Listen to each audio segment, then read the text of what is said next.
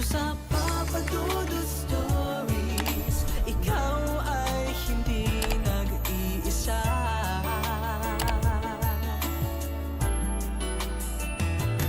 Dito sa Papa Dudut Stories, may nagmamahal sa'yo. Papa Dudut Stories, Papa Dudut Stories. Dear Papa Dudut, sa lahat po ng mga nakatutok ngayon, huwag pong kalimutan mag-like, mag-share at mag-subscribe. Maraming salamat po sa inyong lahat.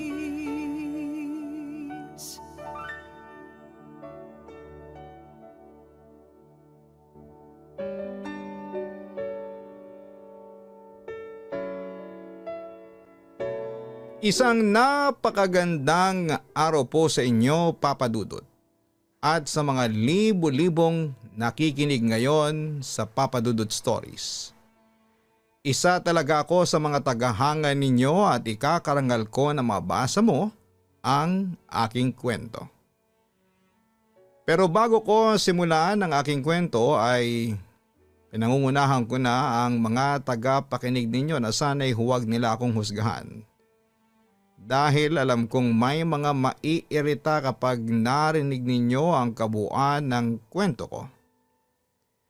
Siya nga pala, itago nyo na lamang po ako sa pangalang Nympha.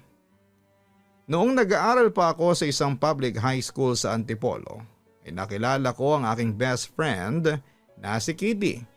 Hindi niya totoong pangalan. Halos pareho kami ng interes at personalidad.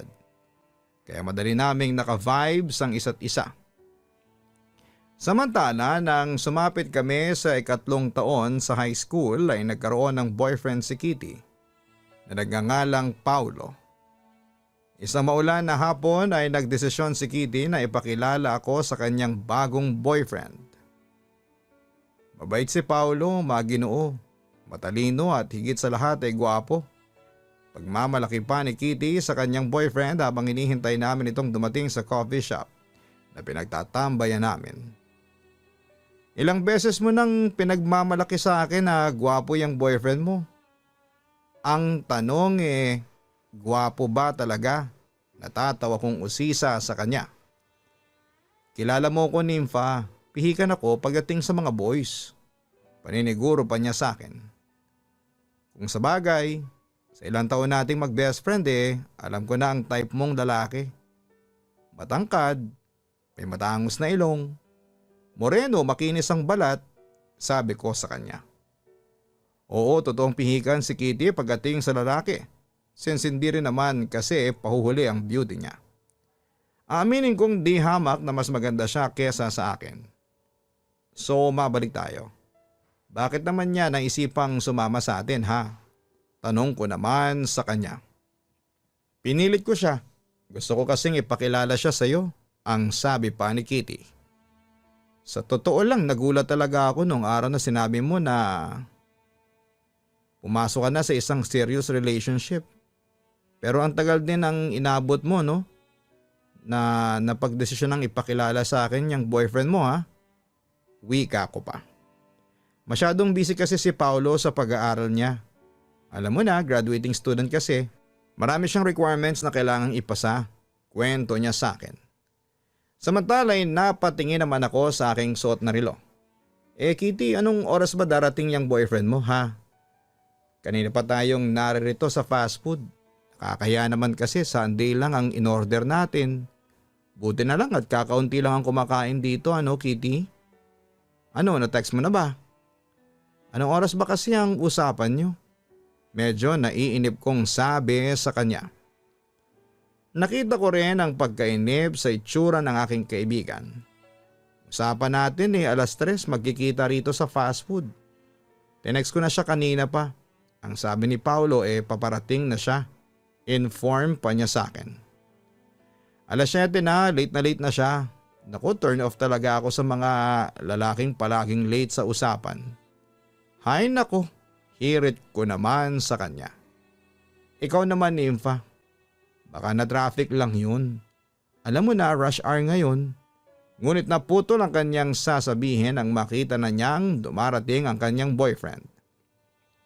Oh, speaking, naririto na si Paulo.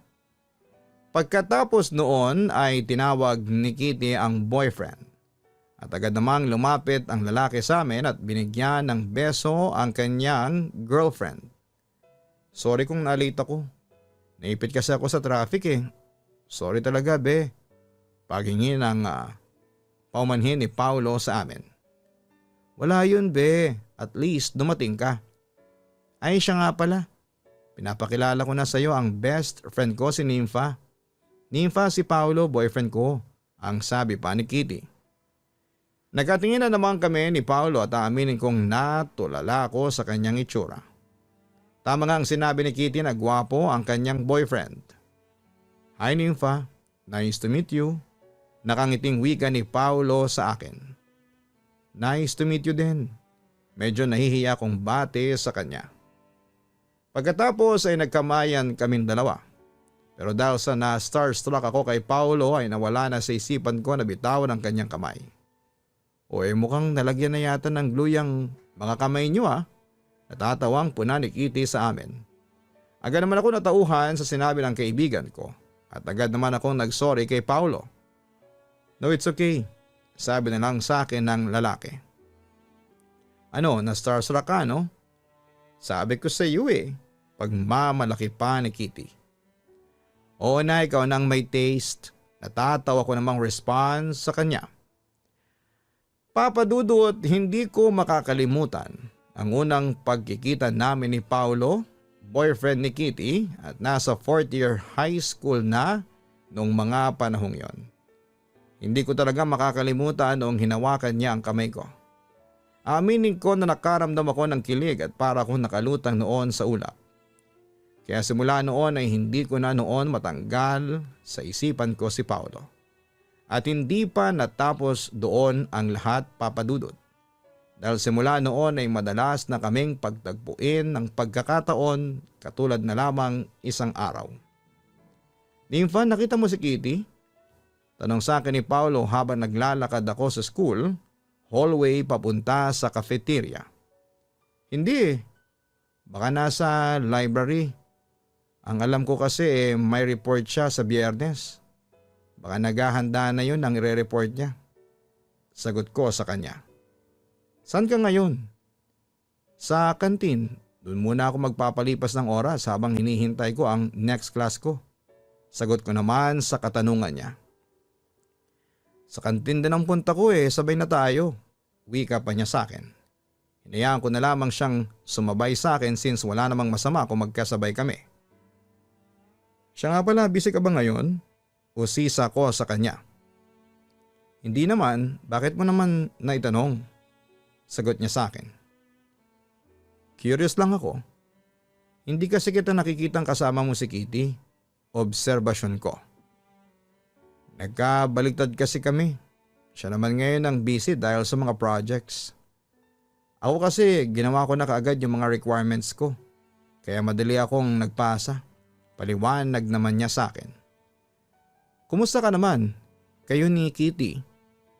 Nakita kong lumungkot ng kaunti ang expression na mukha ng boyfriend ni Kitty. Eto, ayos naman. Masaya pa rin ang buhay kahit na maraming demand sa pag-aaral. Yung tungkol naman sa amin ni Kitty ayos na ayos kami. Kahit na busy sa pag-aaral hindi pa rin naman siya nakakalimot sa akin. Sweet at malambing kasi si Kitty. Mapagmahal, maasikaso tapos hindi siya nakakalimot sa mga mahalagang araw sa buhay namin.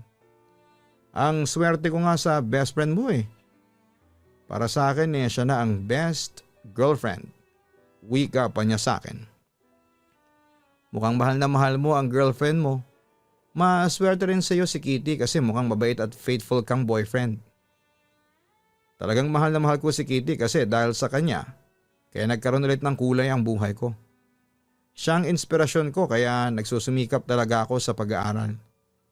Dahil sa kanya kaya ako nagbago. Kaya nga pinagmamalaki ko na si Kitty sa lahat na girlfriend ko eh. Ang sabi ni Paulo, pero napansin ko hindi siya tulad ng dati na masayang masaya kapag napag-uusapan ang kanyang girlfriend. Siguro dahil sa nalulungkot siya kasi bihira na lamang silang magkasama ng kaibigan ko.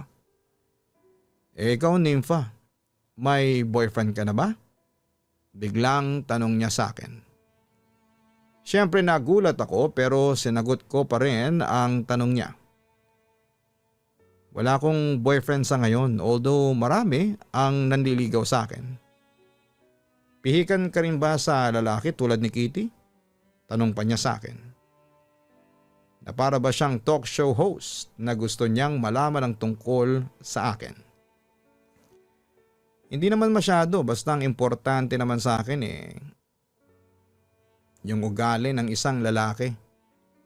Napatango naman si Paulo sa naging sagot ko sa tanong niya. Hindi ka ba tumitingin sa panlabas na anyo? Magpapaka-ipokrita pa ba ako?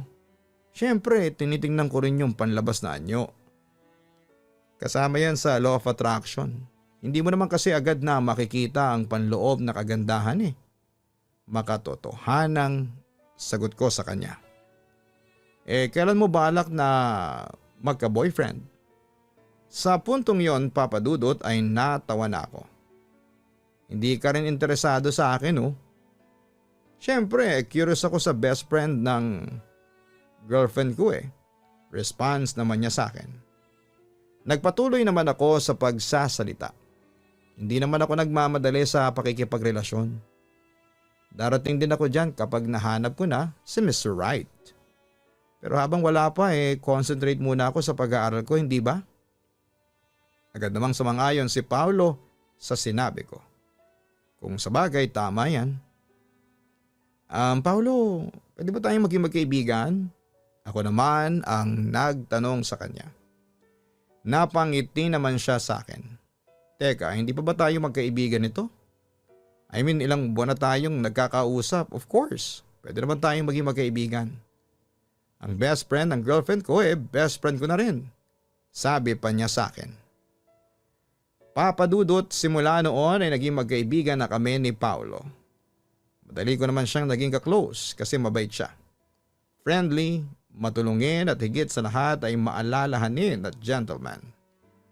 Kaya tuloy ay lalong nahulog ang loob ko sa kanya. Sa kabilang banda, Papa Dudut, kapag nagkukwentuhan kaming dalawa ni Paulo ay madalas si Kitty ang pinag-uusapan namin. Palagi niyang bukang bibig ang girlfriend niya at sa tingin ko ay mahal na mahal niya talaga ang best friend ko. Pero aaminin ko, Papa Dudut, na medyo naaasar ako kay Paulo dahil doon. Ewan ko ba, pero gusto kong sabihin noon sa kanya na huwag nang pag-usapan pa si Kitty. At sa halip ay tungkol na lang sa amin ni Paulo ang gawing topic. Lumipas pa ang ilang buwan at masasabi kong nag-blossom ang friendship namin ni Paulo. Hindi lang kami basta ordinary friends, kundi mas malalim pa doon. Ang totoo nga niyan ay na-dethroned ni Paulo si Kitty sa titulong best friend. At dahil sa closeness naming dalawa ay hindi namin namamalayan na nagiging sentro na pala kami ng chismis ng mga kaklase at mga ka-schoolmates namin ni Paulo. O Nympha, bakit hindi mo kasama si Kitty? Tanong sa akin ng kaklase at kaibigan kong si Ryan. Busy masyado si Kitty, ayaw ko muna makigulo sa buhay niya. Sagot ko na lamang sa kanya. Mukhang malalim yung iniisip mo ha? Pansin niya. Siguro iniisip ko kung paano tapusin yung project ko sa management. Mataray na sagot ko naman sa kanya. Narinig mo na ba yung mga chismis tungkol sa'yo? Seryosong tanong ni Ryan na siya ko namang kinagulat noon. Ha? Tungkol sa akin? Teka, anong klaseng chismis yan? Naguguluhang tanong ko sa kanya. Huwag kang mag-alala. Hindi naman nakakasira ng pagkatao mo yung narinig ko. Kumbaga parang asaran lang yun. Reply niya sa akin. Seryoso na ako napatingin sa kaklase ko. Ano ba yung narinig mo ha? Agad naman nagtapat sa akin si Ryan. Napapansin kasi ng ibang mga kaklase natin na parang sweet daw kayo ni Paolo. Na parang may gusto ka raw sa boyfriend ng best friend mo. Naalarma naman ako sa aking narinig. Ano? Sino nagpapakalat niyan? Hindi ko alam, basta narinig ko lang. Yun lamang ang sagot niya sa akin. Baka isipin ni Kitty na totoo yung chismis at magalit pa siya sa akin ha. Nag-aalalang wika ko. Pero kasi Nympha, marami na kasi ang nakakahalata no. Talagang friends lang ba kayo ni Paolo? Usisa pa ni Ryan sa akin. Friends lang talaga kami ni Paolo. Sana wag lang yan ng mali siya ang pagkakaibigan naming dalawa. Nakakahiya tuloy kina Kitty at Paolo yung mga chismis na kumakalat. Nag-aalalang sagot ko sa kanya. Papadudot, sobra akong naalarma at aaminin kong kinabahan ako noon. Kaya ba siguro hindi na masyado nagpaparamdam si Kitty sa akin? Ay baka naapektuhan na siya sa mga kumakalat na chismis sa amin ni Paolo. Nakaramdam ako ng matinding pag-uusig ng konsensya pagkatapos noon. Samantala pagdating ng uwian ay nakasalubong ko naman si Paolo sa hallway. Kaya nagkaroon kami ng pagkakataon para makapag-usap. Paolo, sorry ha. Ang sabi ko noon sa kanya. Bakit ka naman humihingi sa akin ng sorry? Wala ka namang kasalanan dun. Tanong niya sa akin. Kasi alam mo na. Baka makaapekto yun sa relasyon ninyong dalawa ni Kitty. Katwiran ko naman sa kanya.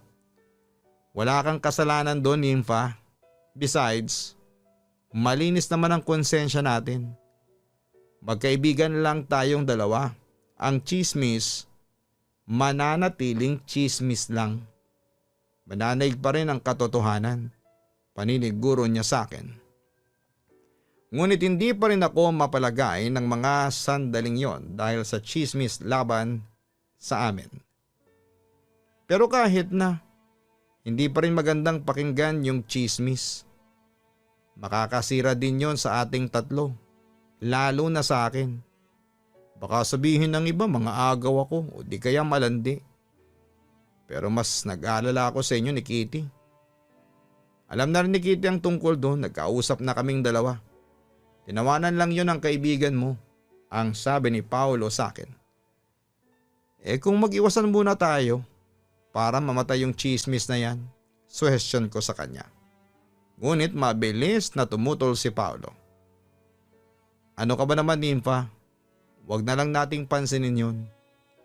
Nympha, huwag nating hayaang masira ang pagkakaibigan natin. Nang dahil lang sa chismis na yun. Nympha, please. Papadudot, nagpatuloy ang mga chismis. Pero hindi na tinag ang friendship namin ni Paolo. At sa pagkakataong yon ay masasabi kong mas tumibay pa ang pagkakaibigan namin kesa noong dati.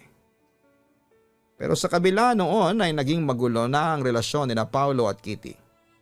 At aminin kong nakokonsensya ako dahil ako ang punot dulo ng lahat. Kaya't may pagkakataon tuloy na iniiwasan ko na noon si Paolo dahil ayaw kong mapaibig niya ako ng lubos. Nawa kasi ako kay Kitty at ayaw kong lumabas na mga agaw kapag nagkataon. Bukod doon ay best friend ko pa rin naman si Kitty. Yun nga lang, papadudot, ay kasabay ng chismis ay nagkalamat na rin ang friendship namin ni Kitty. At kahit na ilang beses kong ipaliwanag sa kanya na magkaibigan lamang kami ni Paolo, ay ayaw niya akong paniwalaan. Kaya isa sa mga hakbang na ginawa ko noon ay ang muling paglapitin sina Paolo at Kitty. Oo, papadudot, ginawa ko yon para mamatay na ang mga chismis sa aming dalawa ni Paolo. Pero sa totoo lang, sobra talaga akong nasaktan sa ginawa ko. Pero ganoon talaga. Oo, maaaring lihim kong minahal si Paolo. At bagamat sinabi ng puso ko na siya ang dapat na lalaki at nararapat kong mahalin, pero hindi ko pa rin yon pinakinggan dahil alam kong pag-aari na si Paolo ng iba. Papadudot, Pansamantalang namatay ang chismis tungkol sa amin ni Paolo dahil naging close ulit sila ng girlfriend niyang si Kitty. Pero habang nakikita ko sina Paolo at Kitty na magkasama ay sobra talagang nadudurog ang puso ko. Yun nga lang ay sinikap ko talagang itago ang nararamdaman ko dahil ayaw kong mahalata ako nina Paolo at Kitty. Pero papadudod, hindi ko rin napigilan ang sarili ko at muling naglalapit ako kay Paolo. Doon ay muling nanumbalik ang mga chismis at ang pagkagulo ng relasyon nila ng best friend ko. Hanggang sa isang araw habang naglalakad ako papasok ng campus, ay nakasalubong ko si Kitty at laking gulat ko nang bigla na lamang niya akong sinampal sa mukha ko. Kitty, bakit mo naman ako sinampal? Napasigaw kong tanong kay Kitty dahil aaminin kong nasaktan talaga ang pisngi ko. Huwag ka nang magtanga-tangahan. Alam mo ang dahilan kung bakit kita sinampal. Ahas, pag-akusa niya sa akin. Labis naman akong naguluhan noon sa sinabi niya sa akin. Ahas, bakit? Anong ginawa ko sa'yo? Siguro naman masaya ka na naghiwalay na kami ni Paolo. Galit na wika ng kaibigan ko sa akin. Anong sabi mo? Hiwalay na kayo ni Paolo? Gulat na sabi ko sa kanya. You heard it right, Nympha. Break na kami ni Paolo. At dahil yun sa'yo, paninisi pa niya sa akin. Teka, wala akong ginagawang masama. Wala akong kinalaman dyan sa hiwalayan ninyo. Gate ko sa kanya. Hindi ako hiniwalayan ni Paolo kung hindi mo siya inakit. Nympha, kaya siya nakipaghiwalay sa akin kasi may gusto siya sa'yo.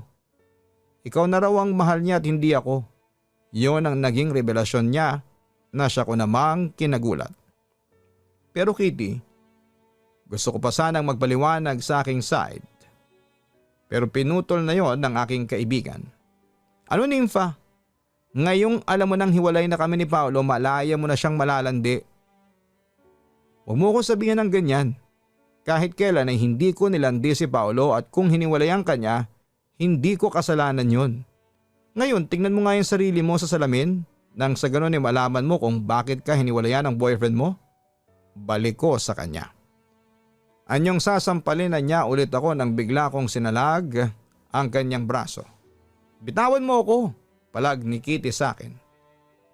Pinayagan kitang sampalin ako ng isang beses pero huwag kang abusada. Sa pagkakataong ito ay hindi na ako papayag pang maglanding niyang mga kinakalyo mong kamay sa makinis kong mukha.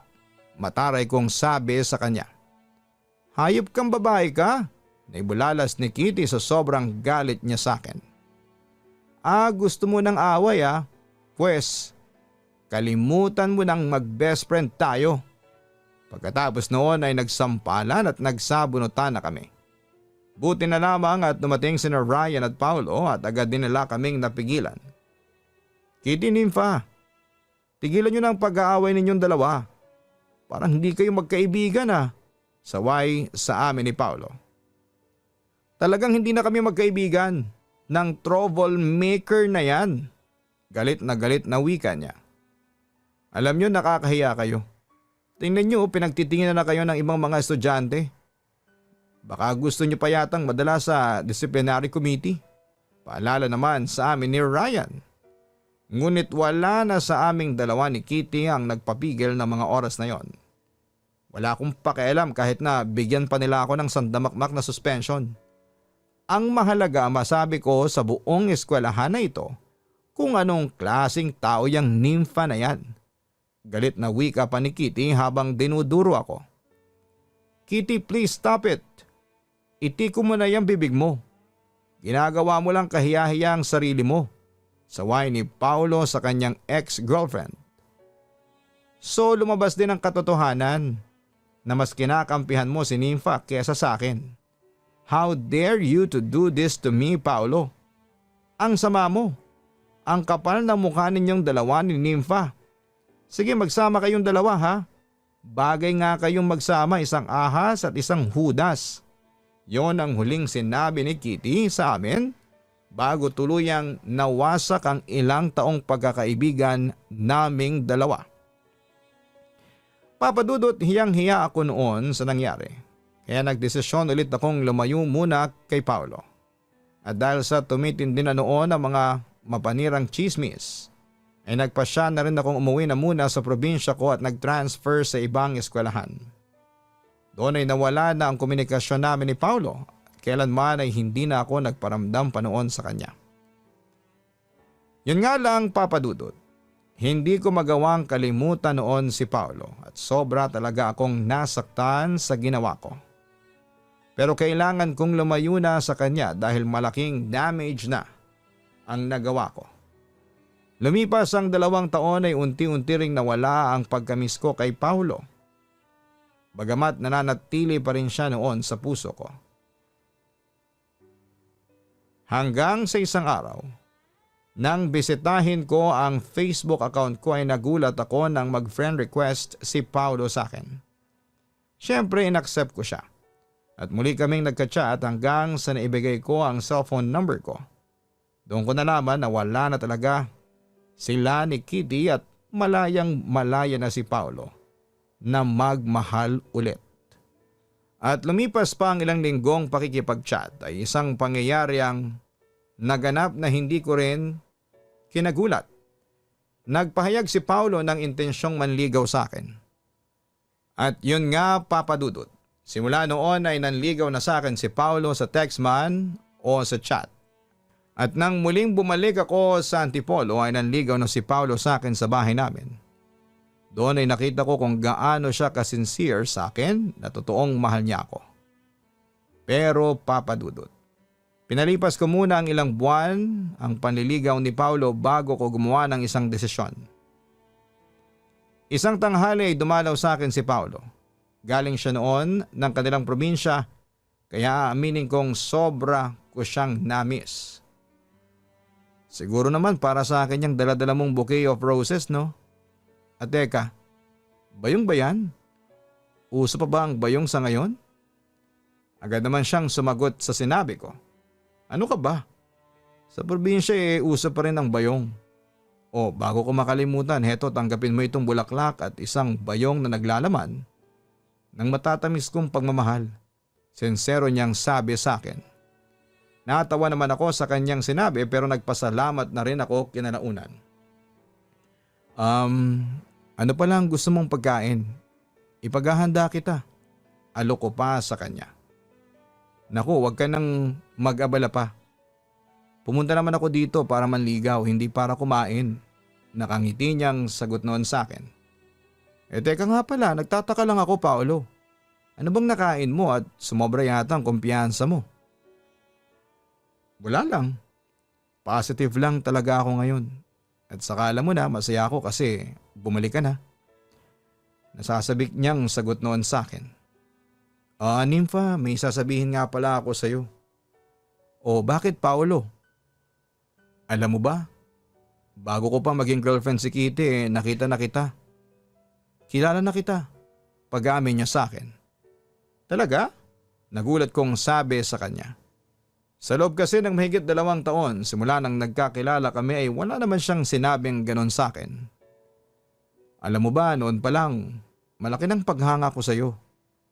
Ewan ko ba pero parang na love at first sight ako sa'yo noon. Pagpapatuloy pa niya.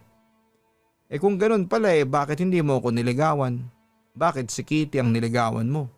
Tanong ko sa kanya. Ewan ko ba kung ano nangyari sa akin at nawalan ako ng lakas ng loob na ligawan ka. Lumapit ako noon kay Kitty para makilala kita ng lubusan. Kinaibigan ko siya para magkaroon ako ng pagkakataon na malaman ang tungkol sa'yo. Kaso nga na-develop din ako kay Kitty noon at kaya ngayon ang ending naging kami nga. Paliwanag niya sa akin. Minahal mo naman si Kitty, di ba? Curious kong tanong sa kanya. Minahal ko siya, Nympha, kaso nung magkalapit tayong dalawa, biglang bumalik yung nararamdaman ko sa'yo. Pero tinago ko ang lahat ng yon dahil ayaw kong saktan si Kitty. Pero Nympha, ng mga panahong yon ikaw na talaga ang mahal ko. Pagtatapat pa niya sa akin. Minahal kita noon pero sikreto. Paolo, sa palagay mo ba sasagutin na kita dahil diyan sa mga nalaman ko? Seryosong tanong ko noon sa kanya. Nympha, please. Matagal ko na kasing pinapangarap na mahalin mo ko. Sana pagbigyan mo kong patunayan sa'yo kung gaano kita kamahal. Please, Nympha. Siguro ako na ang magiging pinakamasayang lalaki sa mundo kapag sinagot mo na ako. Pagmamakaawa pa niya sa akin. Ano, Nympha? Tanong niya sa akin habang naghihintay siya ng aking kasagutan. Talaga? Ikaw nang magiging pinakamasayang lalaki sa mundo kapag sinagot kita? Panunubo ko pa sa kanya. Oo naman, Nympha. Sige na, please. Pangungumbinsi niya sa akin. Natawa na lamang ako noon sa kanyang reaksyon. Ano ba yan? Para ka namang namamalimos ng pag-ibig sa akin. Ang OA mo ha? Kaloka ka. Sige na nga, sinasagot na kita, Paolo. Ikaw na ngayon ang pinakamasayang lalaki sa buong mundo. Masayang sabi ko noon sa kanya.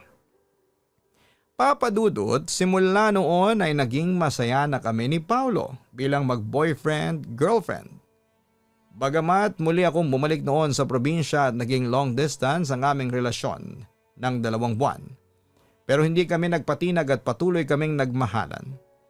Pagkatapos ng 2 buwan ay muli akong bumalik sa Antipolo at Maynila at doon ay muli kaming nagkasama ni Paolo. Sa ngayon ay 3 taon na kami ni Paolo at patuloy pa rin ang magandang takbo ng aming relasyon. At siya ang inspirasyon ko kaya patuloy ako sa pagsusumikap sa buhay ko. Naniniwala rin kami ni Paolo na kami ang tinadhana para sa isa't isa. At sa tamang panahon ay umaasa kami na maikakasal din po kami at makapagpapatayo ng isang masayang pamilya. Papa Dudut. Hanggang dito na lamang po ang sulat ko at sana po ay marinig po itong story ko bago kami umuwi ni Paolo sa probinsya ko naman sa Bohol. Maraming salamat po muli at sana ay magtagal pa ang inyong magandang programa. Dahil marami po kayong napapasaya. Lubos na nagpapasalamat, Nympha.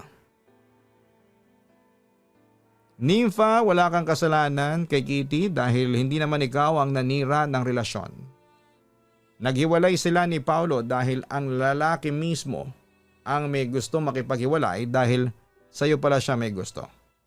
Hindi mo naman kayang kontrolin ang damdamin ng isang tao bukod sa 2 years pa ang lumipas bago naging kayo. So technically ayos lang yon, Nympha. Samantala masaya kaming marinig na 3 years na kayong magkarelasyon ni Paolo and going strong pa rin kayong dalawa. Binabati namin kayo mula dito sa Papa Dudut Stories. At sana'y magpatuloy pa ang pagdating ng blessings sa inyong dalawa. We are looking forward sa kasal ninyong dalawa.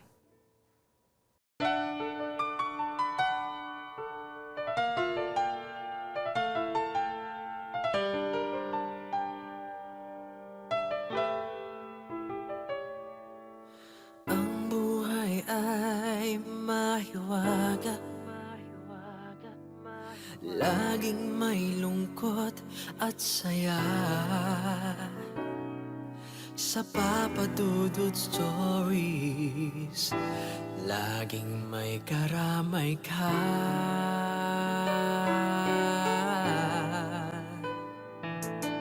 Mga problemang kay bigat, dito ay pakikinggan ka. Sa Papa Dudut Stories, kami ay iyong kasama.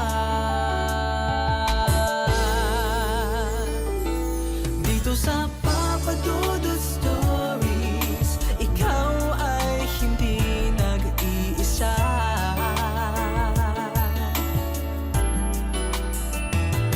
Dito sa Papa Dudut Stories, may nagmamahal sa'yo. Papa Dudut Stories, Papa Dudut Stories,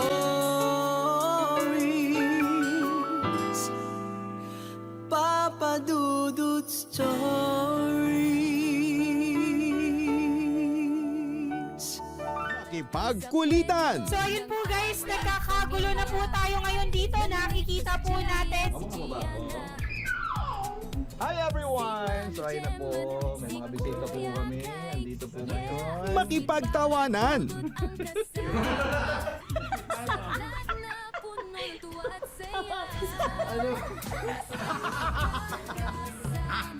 At minsan, makipag-iyakan.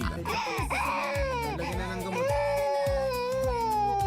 Kanina umiyak si Gian, sabi niya, Ama, tanggapin mo ang kapalaran ng iyong ama. Sa Papa Dudut Family YouTube channel. Subscribe na! Dito sa